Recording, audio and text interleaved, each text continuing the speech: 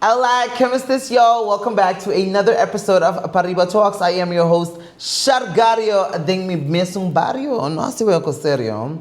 All right, y'all. So let's jump right on into it, okay? Let's go to our first topic for today, which is the beautification of our beaches uptown. Okay. Now we did see Rodger's Beach. The road has been shut down for quite a few time now. Which recently just opened back up. So thank God for that, okay? Because God knows we got tired of taking the damn stairs going down so we can go to Rodger's, okay? But all in all, no, thank you for the new parking spaces. I do agree that definitely helped. Okay, there's a lot more parking spaces available. Not much cabanas available, but the parking spaces are definitely available. So we're happy with that for sure. So kudos to, the government, the past government, whoever did that, cheers to you, okay?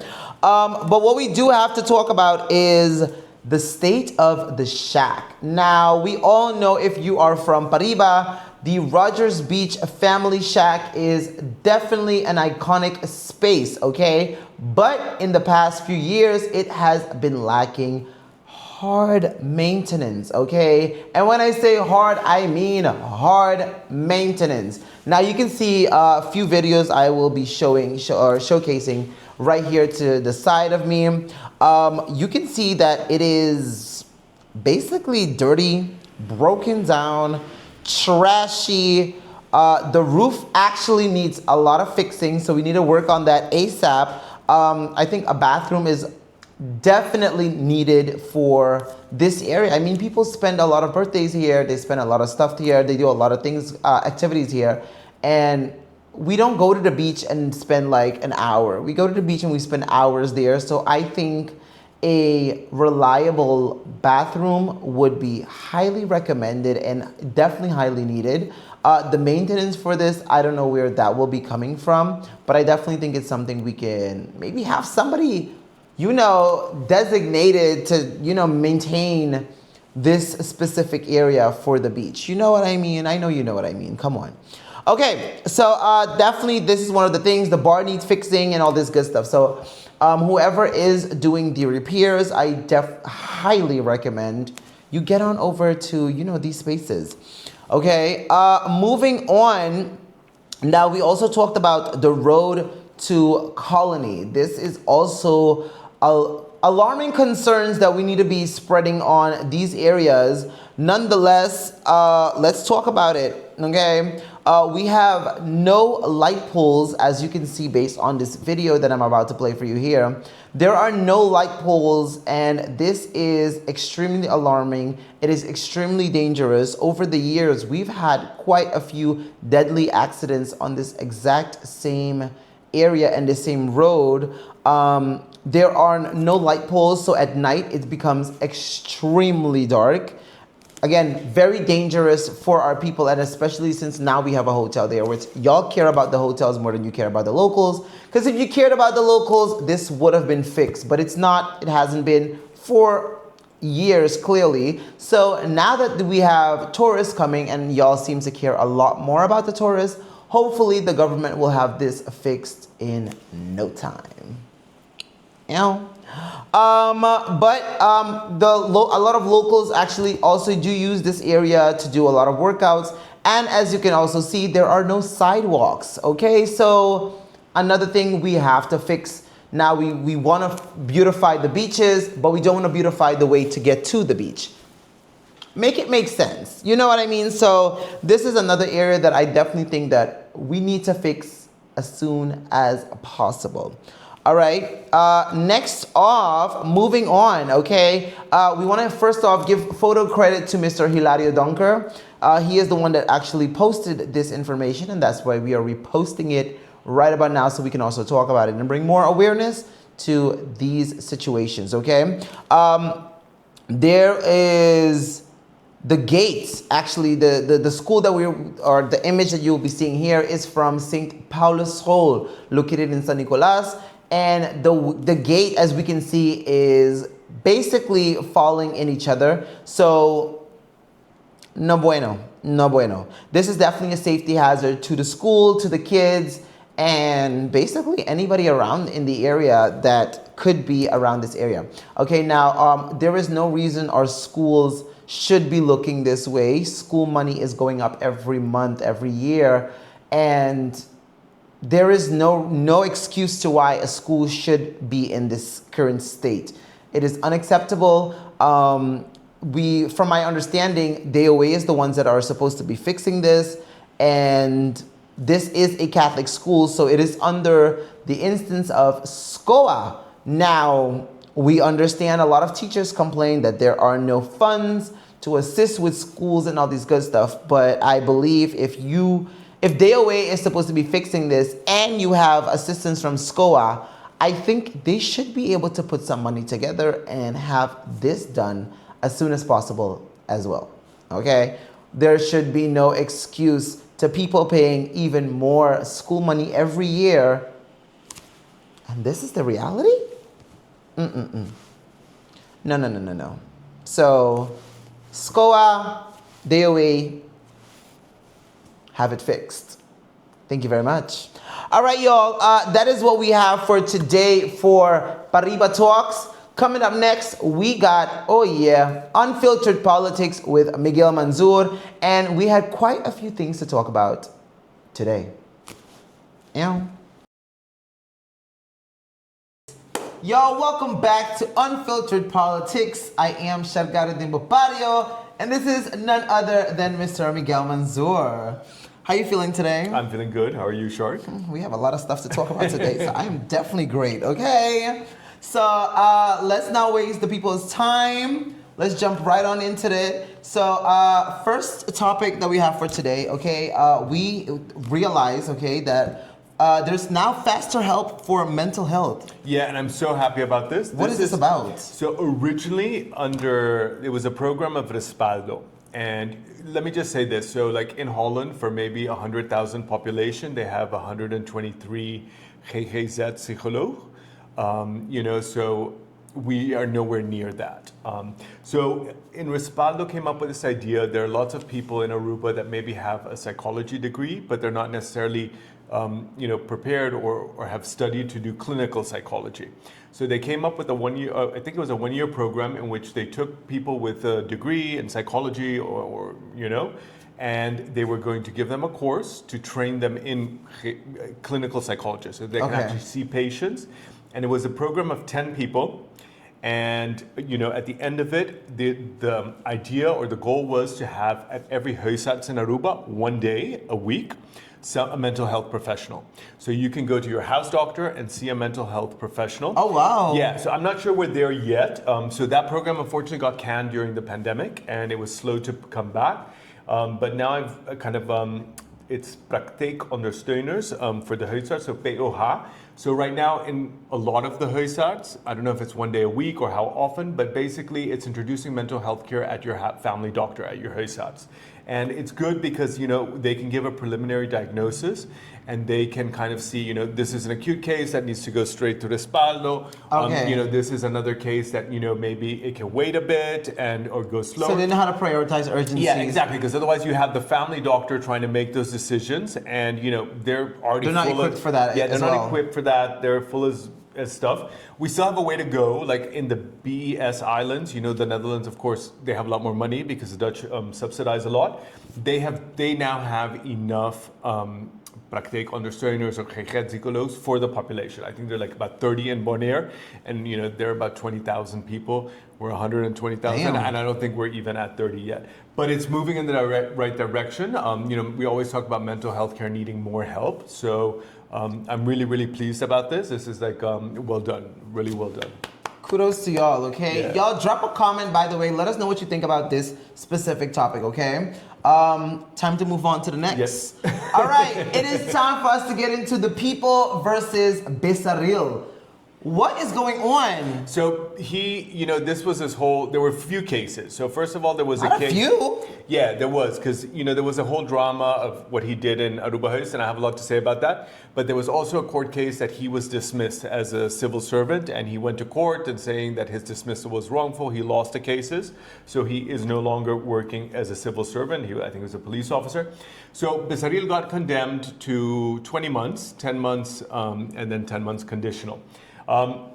If you remember the whole story, this is I think, I guess in the most recent era, I think it's the first MEP minister who's been condemned. There are a few cases pending, but this is the first one to complete.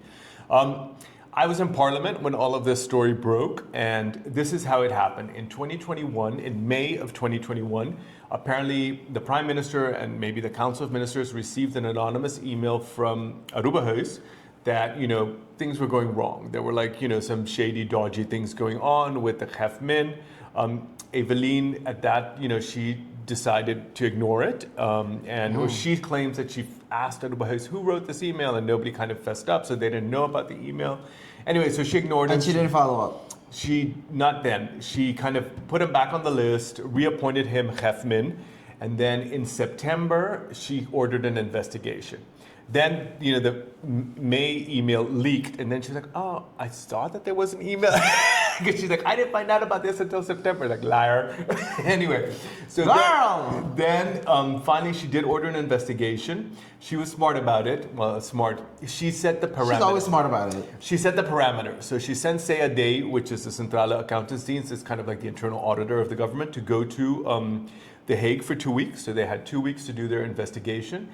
But she limited to the last 18 months. So whenever they went, which I guess would have been September 2021, so it was from like 2021 to the end of 2022, something like that.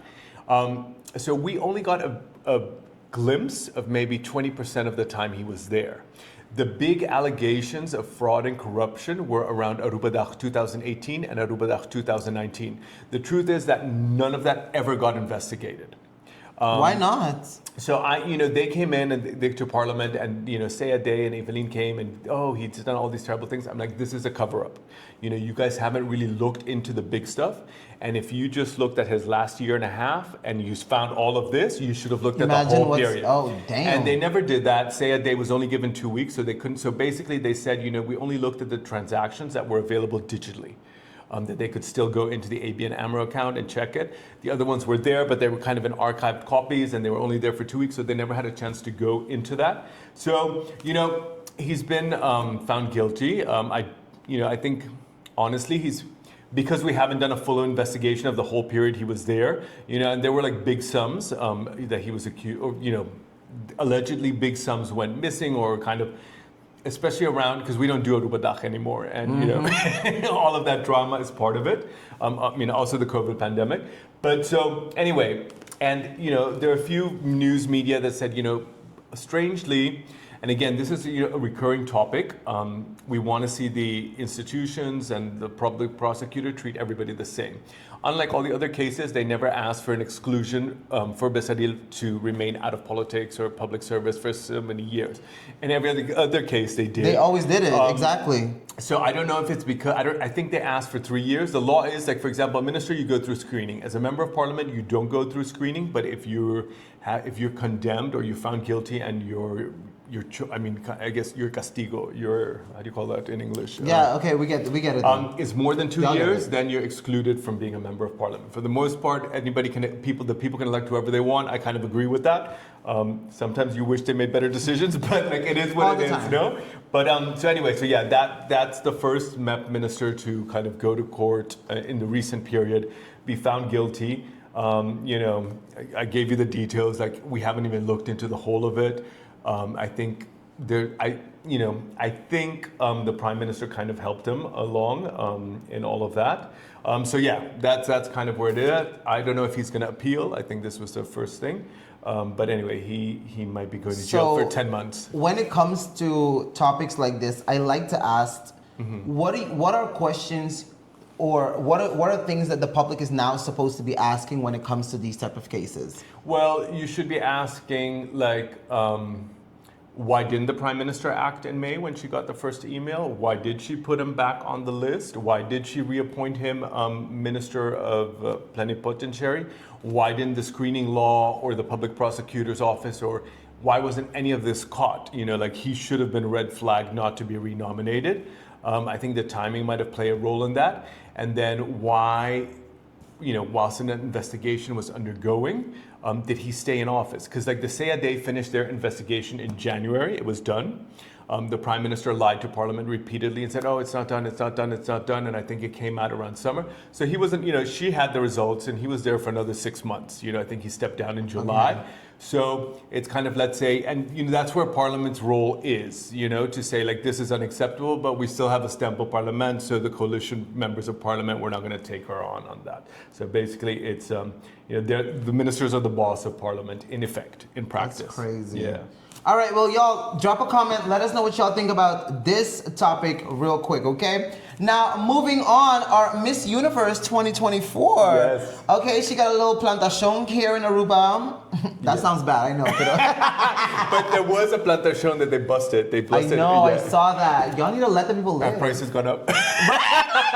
Y'all need to chill. Y'all need to chill, okay?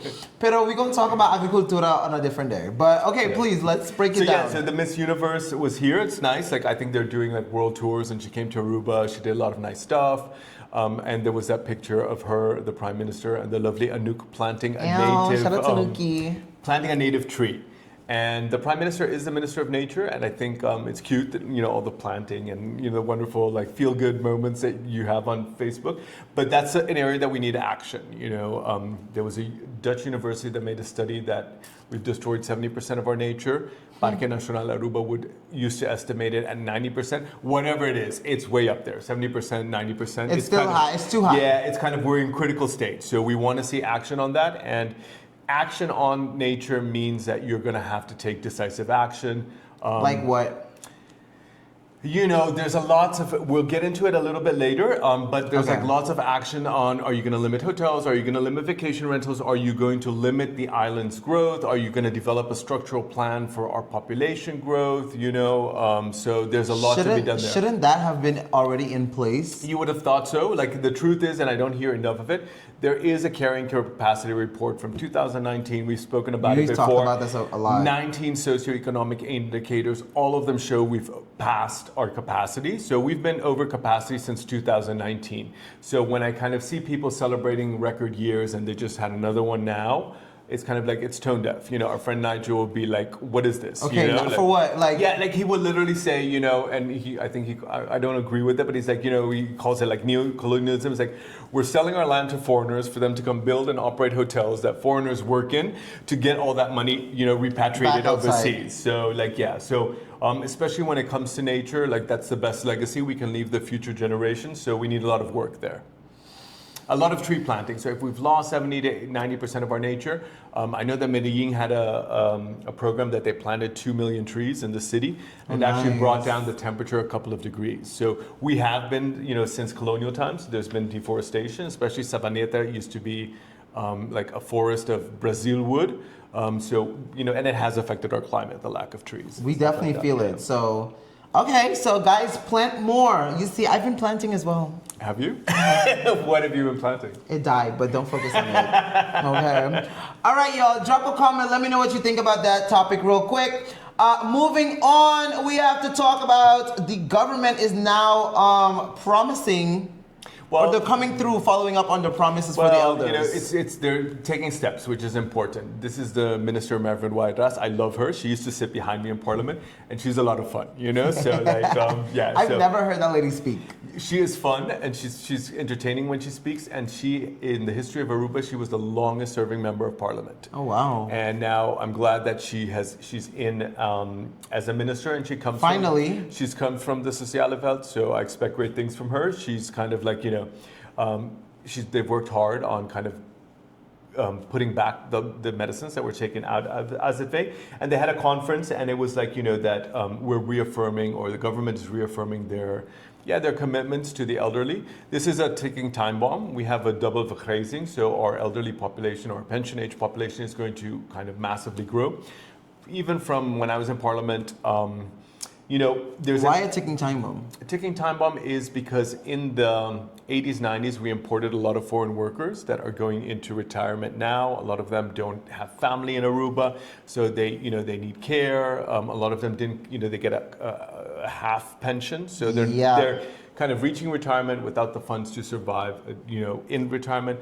Plus, when you have such a big elderly population, it pushes up, the cost of asset value. So it's, demographically, it's a ticking time bomb because the amount of workers that's going to have to support a pension age population, we're going to have, the pension age population is exploding at a time when the amount of workers is, declining. Now, we did talk about this before. Yeah. So now that we have this generation that is not too prone on having babies, so they can work Precisely. and have the pension for us, what does that mean, or what type of system should we now try to add in place to kind of switch that off, that we're not depending on the current workers to subsidize? So this is where our problem. I mean, just before we get, we have a need right now for 550 beds for chronic care, primarily for the elderly, but it can also be for an amputee or something like that. And we only have 200. So we have a cohort of 350. If we were going to give everybody quality elderly kind of residences and stuff like that, then you're going up to around 1,800 beds, and you need over 100 million for. So the financial pressure of this is great. To your point, it's something that a lot of countries are struggling with. They have declining populations, fewer birds, growing elderly populations because people are living longer. And it's kind of, let's say, it's a big issue, especially for developed countries. Some people say that AI might be able to help with this.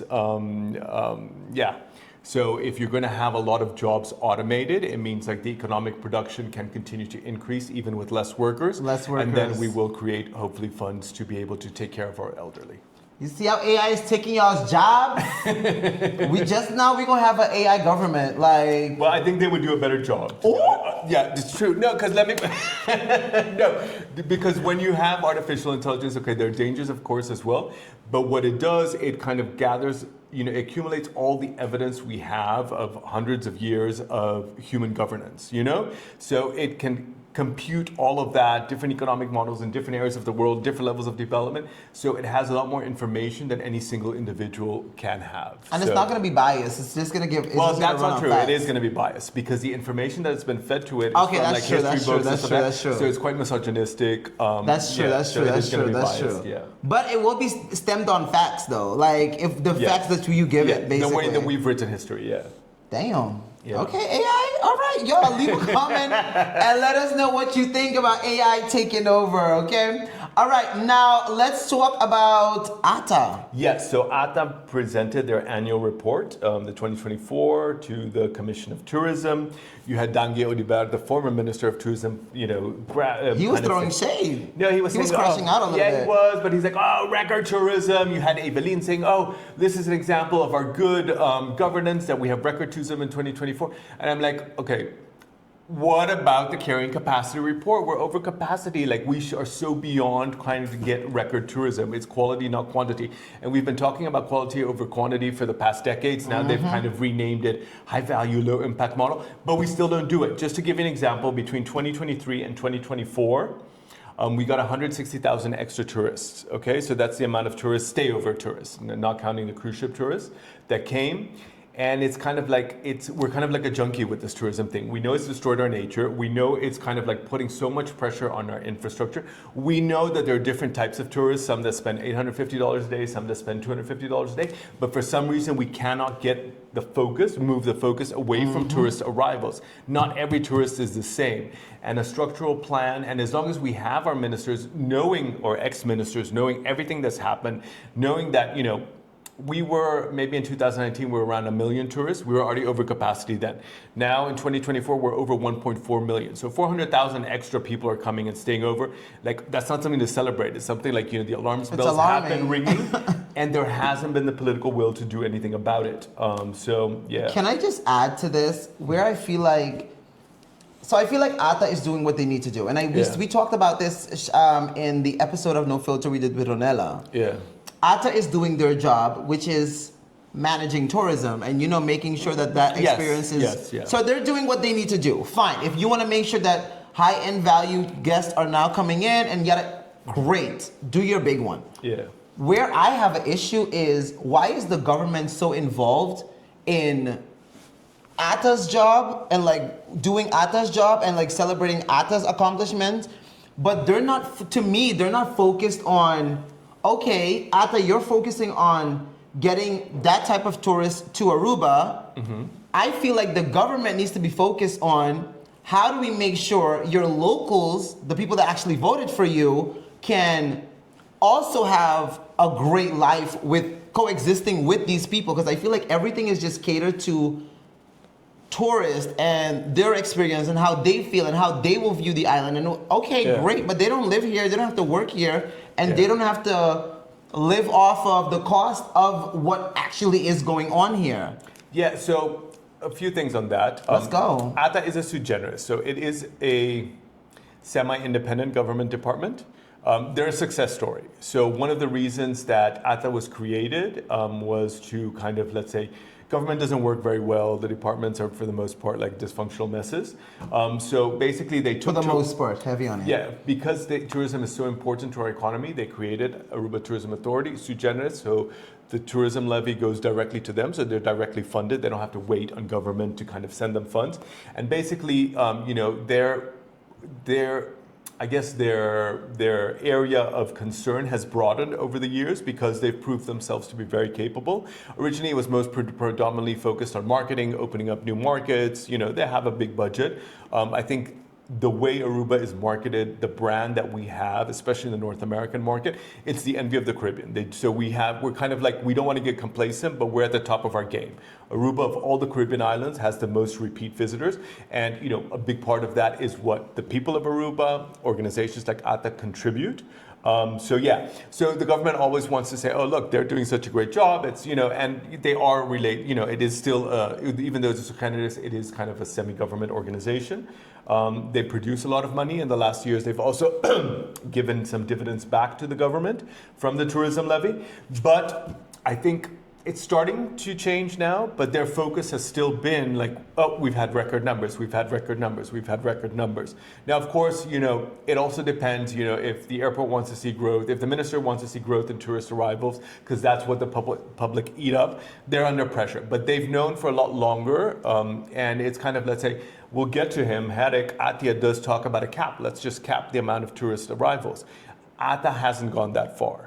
But, you know, at least we're moving in the right direction. But like when I see, when I see record numbers again, when I see the ex-ministers and ex-prime ministers celebrating that, it's like, you don't get it. You just don't get it. Like, do you understand the carrying capacity report? Do you not understand that the tourists come here primarily for our nature?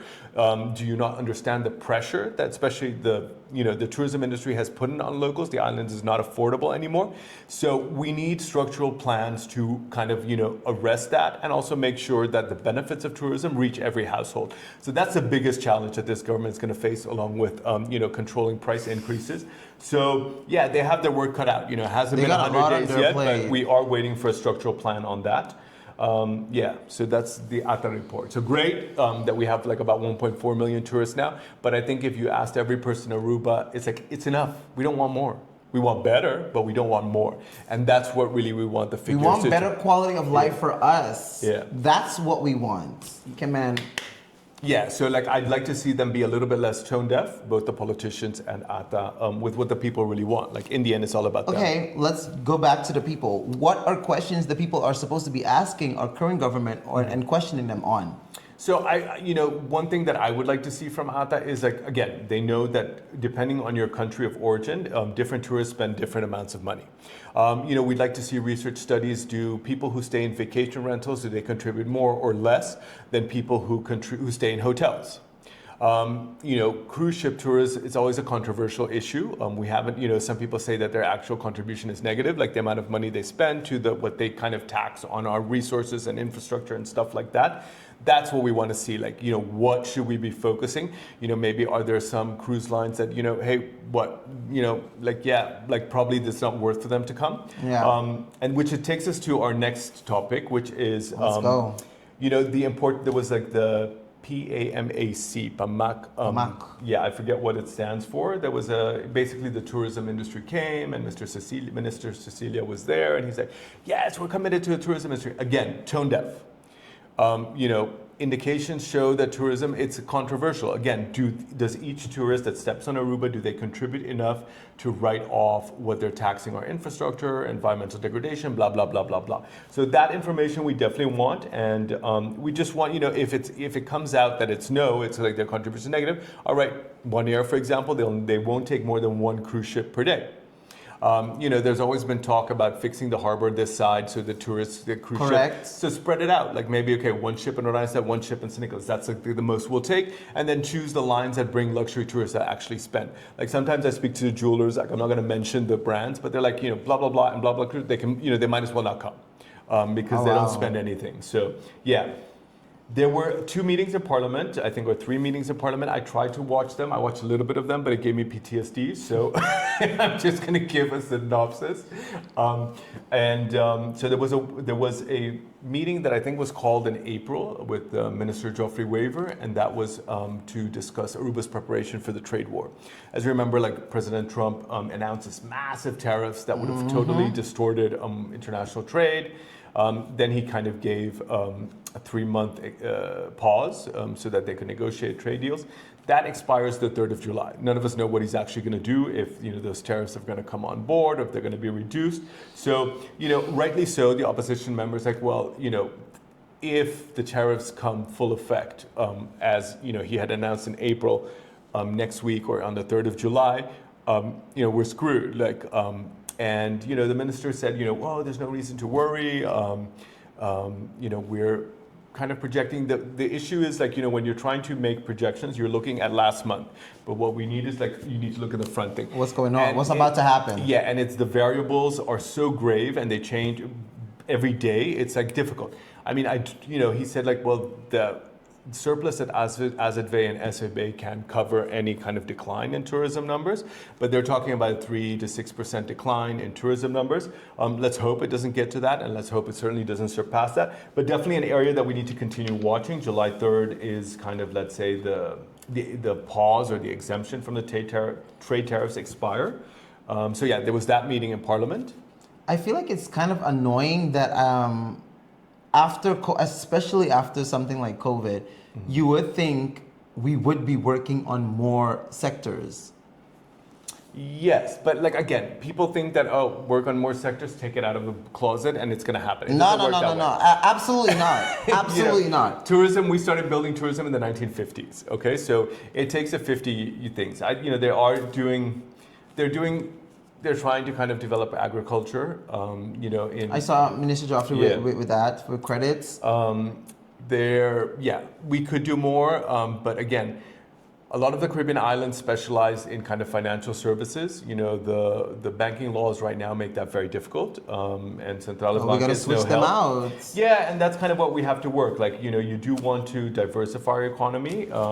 Legalize. Yeah, well, there you go. That's another opportunity. But I think, we should be making more progress in promising industries, and than we are making right now. And I want to keep crying that we're not moving. We're not moving because y'all not moving us. God damn it. Anyways, y'all drop a comment. Let us know what you think about that, okay? Now, moving on. Stichting Junto on homelessness and addicts. Yeah, so we're talking about ambulante. Adicto Ambulante. Apparently, they calculate that there are 200, which is quite massive and quite sad. I know that the government is trying to regenerate Calle Grande, and I think it's an issue this side as well. Adicto Ambulante is a big concern for any kind of regeneration or, whatever, of the central business district. In Curacao, they changed the laws that the state can act, curatela laws, right now, because I think the way our laws are, people have rights, so you can't force any of them to go into a long-term treatment. In Curacao, that's some nonsense, though. It is nonsense, and during the campaign, different parties promised that they would change the law so that the state could actually say, listen, you're living on the street as an addict, homeless, the state is going to force you into long-term, is going to take a decision that's in your benefit to send you to long-term treatment. So we're waiting for the legal changes for that to happen. Unless we send them to long-term treatment, that problem's not going to go away. Yeah, no, they need. Listen, you are obstructing and destructing the public. Yeah. So you gotta go. It's not about if you want to. Yeah, because like, it's not about it's not a question anymore of somebody using kind of irresponsibly in their own house, or addiction is an illness. This is kind of, you're also destroying public property. You're kind of hampering redevelopment. So the government, we want to see the government change the law so that these people can get long-term treatment. Get to it, people. Let's go. We got stuff to do. Okay, so y'all drop a comment. Let us know what you think can actually work out for this. Okay. Now moving on. OM on Mike de Meza. Yes, this Mikey has been popular. Yes, it has been. He's probably sick of us at this point. Well, I don't think he's sick of us, but it's kind of like, we want a resolution. So sure. So we talked about it. He was in court on Thursday, and that was to take OM to court, and was basically saying like, listen, you all have made me a suspect. I want to know what. I want to see the for what and aanhefte. And you know what? The public prosecutor was there. It's like, no, we can't confirm or deny that we've made him a suspect. I'm like, bitch, you pulled in his, goed gedrag. So obviously there's something, and if there's something, you need to tell him. And they're like, no, but we don't have enough staff. But you had enough staff to start the investigation and make the man a suspect. So I expect the Mesa to win this. I expect the judge to say, like, you have to give him clarity. Either he's a suspect or he's not, because he's a candidate for minister, and his nomination is pending this now. And I would be surprised if the judge does it. We can't have like this thing, and then, so we'll take it one step at a time. So the verdict, I think, is going to be this week. I expect him to win. And yeah, I'm sorry, no excuses. So you want to make somebody a suspect, or you're investigating somebody, even if he's not an official suspect. So it came up a little bit of an error, because they were like, no, we never said he was a suspect, but actually they did tell the formateur that, or that's what it appears to have been. Obviously, that is secret. What they tell the formateur is not supposed to leak, but the candidate has a right to know. And but you did track in his goed gedrag. So obviously there's something, so you got to tell the man what it is. So is this costing? Of course, nothing's free. But who's it costing? The taxpayer, the Aruban taxpayer pays for this. Miguel, wait, what? Yeah, the Aruban taxpayer pays. I mean, de Meza has to pay his own lawyers. That he pays from his pocket. But like every time a government department or the OM goes to court, I mean, they're prosecutors, so like they don't have to bring in outside lawyers. But all of these cases, all of this investigation, whether they lead somewhere or not, they cost the Aruban taxpayers. Like if you look at wait, how are we broke but y'all got money to be taking somebody in court and then hiding stuff from them? Like, would you think they would be like, oh, let's make this thing quick and get it over with? So yeah, and this is a tricky area, because if you look at some of the cases that have proceeded to court, we spent like millions on the case, and then when you see the verdicts, it's like, well, was it worth it? I mean, like, you don't want to create a carte blanche that public officials can do what they want because the OM is not going to investigate them. Pero the balance, I don't feel it's in balance, and I think we're kind of, let's say, outside of our constitutional order when the public prosecutor can withdraw your certificate of good conduct. Deny whether you're kind of be really nebulous and ambiguous. No, we didn't say you're a suspect. Well, you kind of pulled in my certificate of good conduct. So something's going on. What is going on? That's a human right for him to know. And to go and pretend that and play that, I thought it was really low. So and now they're just playing with his intelligence. Like, oh, well, we never said that you were. It's just kind of like, I mean, do you have any respect for our institutions? I mean, okay, you've already burned your finger, so either correct it or like, if you're going to go. So let me put it this way. Yeah, so I think it hasn't been a good week for Aruban institutions. Certainly hasn't been a good few weeks for our government departments or the public prosecutors. And I think, the more this goes on and the more this behavior carries on, the less confidence the public will have in them. And, some politicians will scream, no, but that's terrible. No, well, confidence is earned. Trust is earned. So when you kind of debilitate that, rightfully or wrongfully, so again, I expect the Mesa to win this case. And then basically, I don't know, it doesn't resolve the immediate issue, because then, the judge might say, well, you have to tell him, at least what he's being investigated on, or if he's a suspect or not, exactly. Blah, blah, blah, blah, blah. But then it'll be the same case as the Inspector of Belasting. The judge, in this instance, can't really order the public prosecutor to give him a certificate of good conduct. That he would have to go to a civil case for that. Anyway, so yeah, it's a long process. Like, I don't see, like, I hope that there's a solution around the corner. It could happen as well that, the judge gives an order, the public prosecutor says, well, from our preliminary investigations, there's nothing to make you a suspect on, so you're good to go. Again, but it's kind of, let's say, you should have done that before you withdrew the certificate of good conduct. Damn. All right, y'all, let us know what you think Mike de Meza should do, and do you think OM is right or wrong?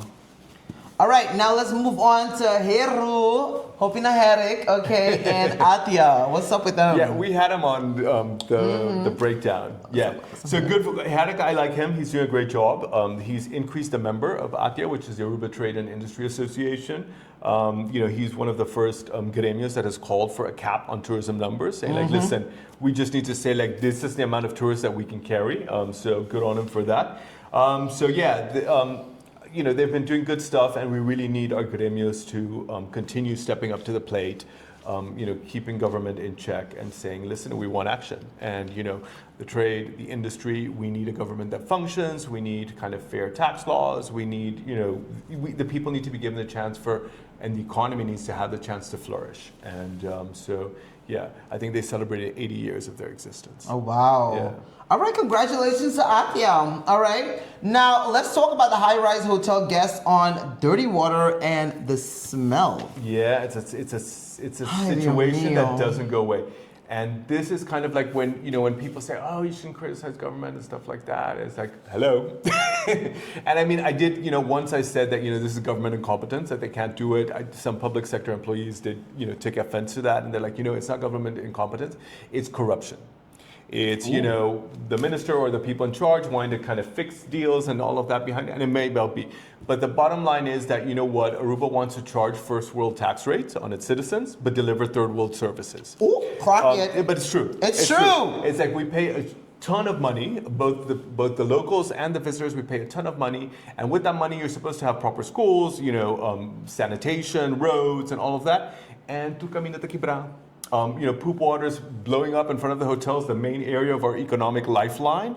I understand that, they're going to have to open the sluice again to let poop water into the ocean. They recently did this, right? Yeah, but it's kind of like, so, again, we had 4 years of Maparais, and in those 4 years, it hasn't been solved. And this is probably the most critical issue. So again, I'm sorry if people take offense. I appreciate that it might be, corrupted related or corruption related.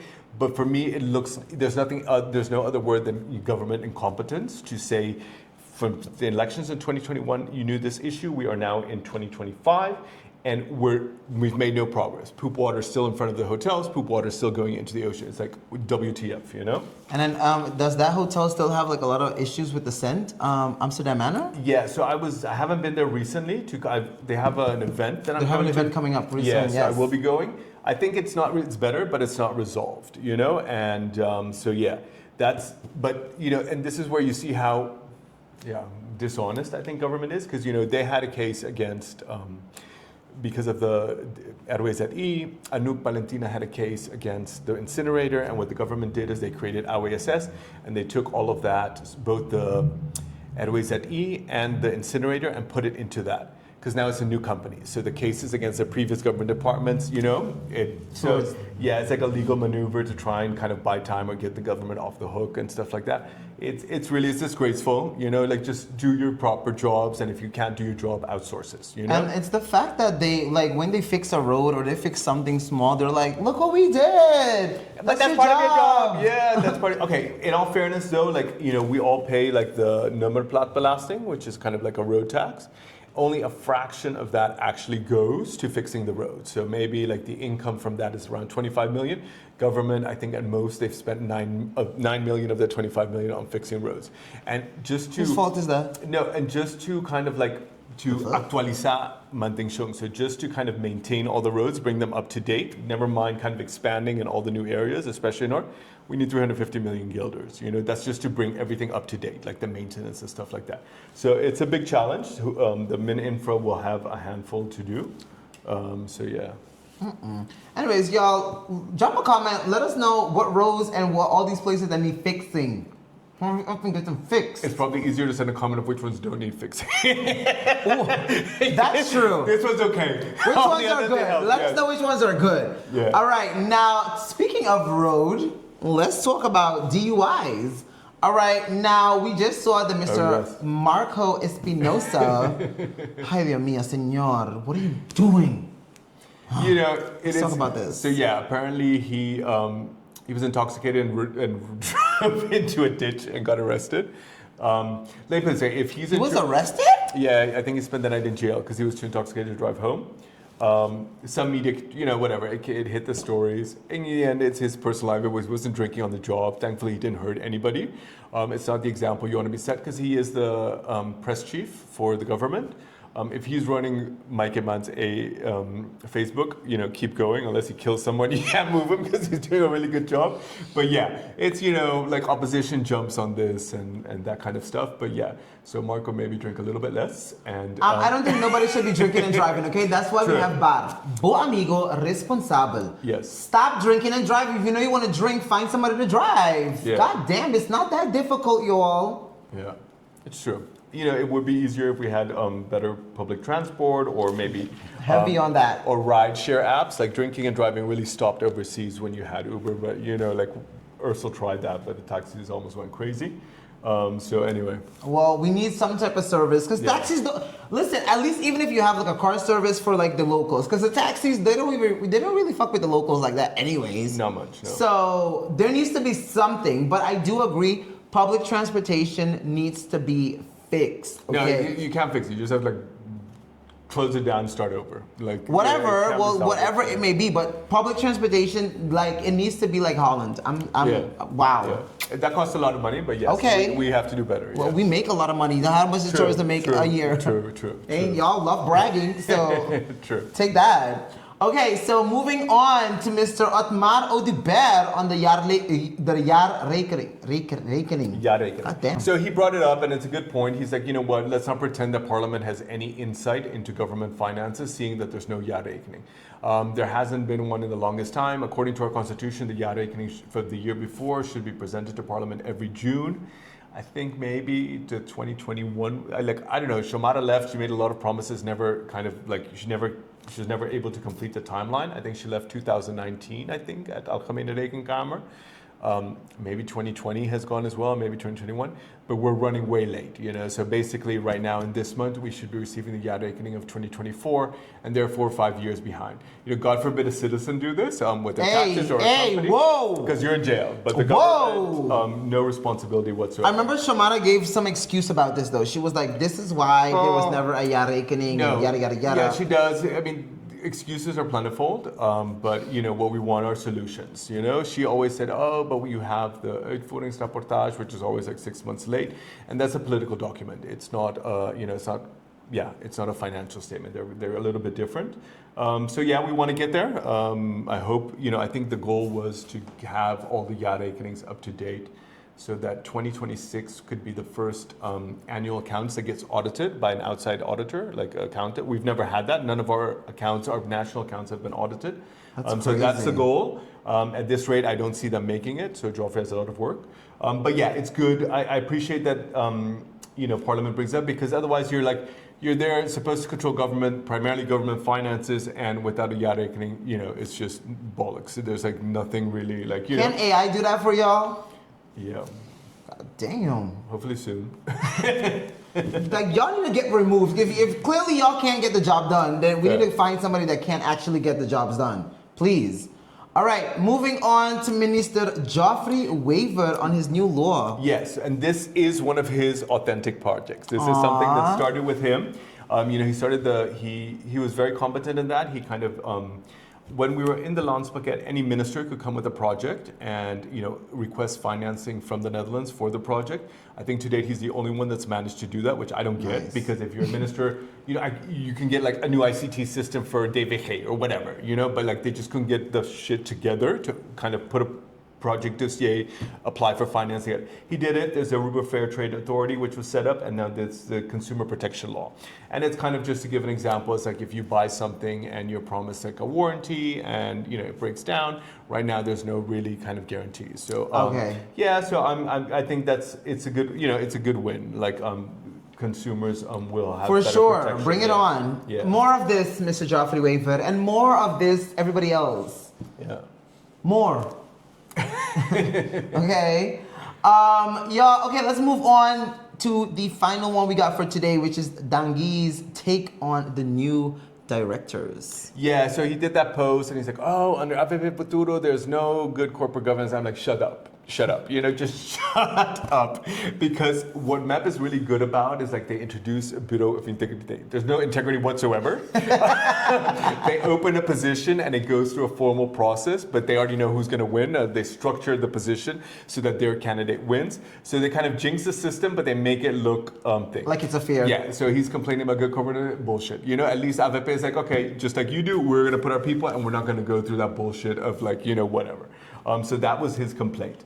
So yeah, that was kind of like, it was like, in general, it was kind of like a quiet week, I think, politics-wise. There was a lot of news stories, but it's kind of like not as dramatic as the weeks before. One thing that I do want to call them out on, on Saturday, I went to the Pride event at the Marriott. Kudos to Marriott, they did an amazing job. Ooh. I think they're the most successful hotel in Aruba, and it's down to their people, and they really treat them well. They had a fantastic event. My friend, the drunk lesbian who didn't vote for me because she thought it wasn't genuine, she was there and she's like, I don't know if she saw the show. She's like, do you remember me? I'm like, yes, I do. And anyway, so happy Pride to you. I forgot her name. But anyway, what I found interesting was I've been waiting and I've been seeing it because previously, every Pride month, there were certain political parties, actually, Rais, after Misha joined the same-sex law marriage, we would celebrate Pride, post about it, and kind of wish the community a happy Pride. So of the 5 parties in Parliament, at least 2 of them would recognize Pride Month, make posts about it, attend events. And in this Pride Month, it's been radio silence from the government, and from all 4 parties in Parliament. Not one of them has said a happy Pride Month. I didn't expect it from AVP or MEP, they never do that. PPA, Evelyn does it like the last day of Pride. Does she? She does like a little post, like very small. PPA, Armand has always been pro same-sex marriage, but the party hasn't done anything on Pride, not even like on your Facebook Happy Pride post. Futuro is the kind of one you expected, like the new politics or whatever, and radio silence. So I think, people vote smart. So yeah, I'm a little bit disappointed, especially from Futuro, that it hasn't even been a recognition of Pride. Government hasn't even shown it. And obviously it's, you have all sorts of camps on this. And so, if you're having somebody pray at every government function, I don't think it's too much to ask for a government to at least do a post or recognition of Pride Month. So inclusion, if it matters, then it should actually matter all across the board. Exactly. So. Yeah. And with that, we'll close it. We definitely will. Okay. Y'all, please drop some comments. Let us know what y'all thought about this episode today. If there are any topics that y'all would love for us to have to discuss, or any people y'all would love for us to have on, please do drop a comment and let us know, all right? Miguel, thank you for your time. Thank you, Sharkk. And I'll see you probably next week.